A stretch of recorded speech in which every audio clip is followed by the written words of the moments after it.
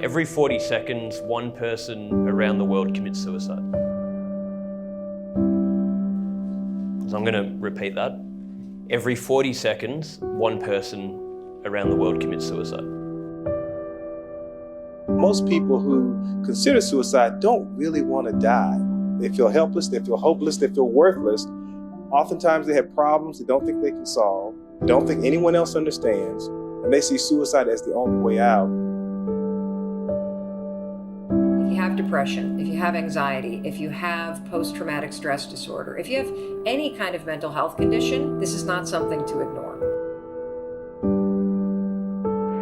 In school, we are taught how to get a job, but no one teaches us how to live in a state of happiness. No one teaches us how important our conscious and unconscious thoughts and associations are.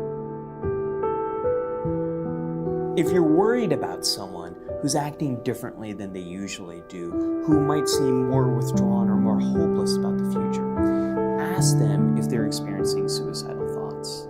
And if you're worried that starting a conversation about suicide might make them suicidal, don't be. Years and years and years of research have shown that asking about suicide does not make someone suicidal. I had this friend, a friend of my parents, and her granddaughter committed suicide.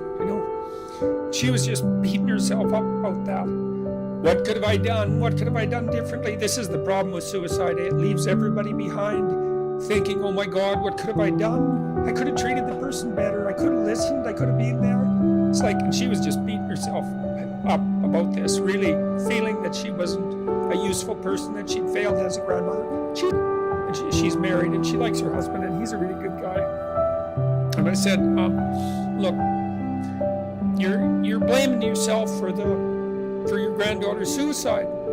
It's like, are you blaming your husband? Are you sitting him down and telling him what a useless bastard he was as a grandfather because his granddaughter committed suicide and how he failed completely?